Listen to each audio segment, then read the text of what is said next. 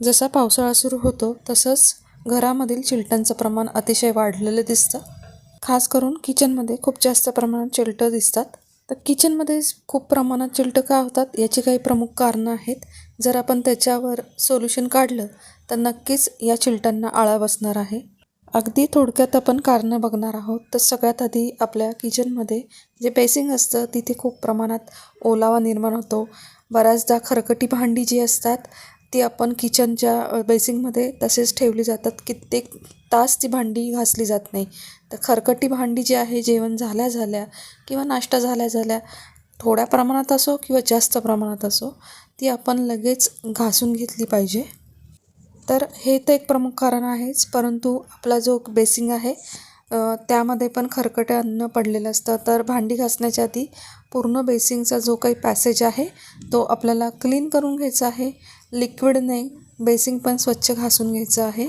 त्याचप्रमाणे आपली भांडी पूर्णपणे घासून झाल्यावर बऱ्याचदा असं दिसतं की आपल्या बेसिंगच्या कोपऱ्याला खरकटं म्हणजेच भाताचे कण किंवा भाजीचे कण सांडलेले दिसतात. पाण्याने तो शेवटी घासून घ्यायचा आहे, धुवून घ्यायचा आहे.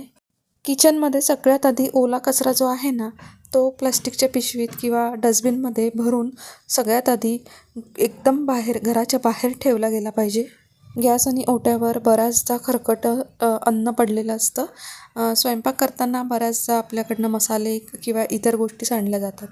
तर दिवसातून एकदा तर आपण तो स्वच्छ घासून घेत असतो. तर ज्यावेळेस आपण त्याला घासत नाही तर अशा प्रकारे स्वच्छ कपड्याने, कॉटनच्या कपड्याने ओला करून आपण हे गॅस आणि ओटा जो आहे तो अगदी कोरडा करून घ्यायचा आहे. जेवढ्या प्रमाणात जेवढा वेळ आपला गॅस ओटा जो आहे कोरडा राहील तेवढा आपल्याला ह्या चिलटांचा त्रास कमी होणार आहे. त्यानंतर जे काही किचनमधील कपडे असतात ज्याने आपण ओटा किंवा गॅस स्वच्छ करतो, हात पुसतो, त्या लगेचच्या लगेच स्वच्छ साबणाने धुवून घ्यायचे आहेत. आणि धुतल्यानंतर ह्या तशाच ठेवायचे नाही आहेत. तर सगळ्यात आधी आपण हे ओल्या जे कपडे आहेत धुतलेले ते वाळवून घ्यायचे आहेत. त्यानंतर थोडा वेळ का होईना आपण हा अशा प्रकारे किचनमधला फॅन लावून द्यायचा आहे. हवेत आर्द्रता असल्यामुळे आपल्या घरातील जे किचन आहे तिथे थोडासा खराब वास वगैरे येत असेल तर अशा पद्धतीने धूप किंवा अगरबत्ती किंवा एअर फ्रेशनरचा आपण वापर करू शकतो. भांडी घासायच्या ज्या घासण्या आहेत त्यातील पाणी काढून टाकायचं आहे. त्याच पद्धतीने आपला जो काही साबण असतो भांडी घासायचा त्यात पण बऱ्याचदा पाणी साचून राहतात ते काढून टाकायचं आहे. स्वच्छ साबण ठेवायचं आहे. फळं झाली, कांदी बटाटी झाली यांना पण आपल्याला अशा पद्धतीने हे जे काही चिलटं आहेत ते होताना दिसतात.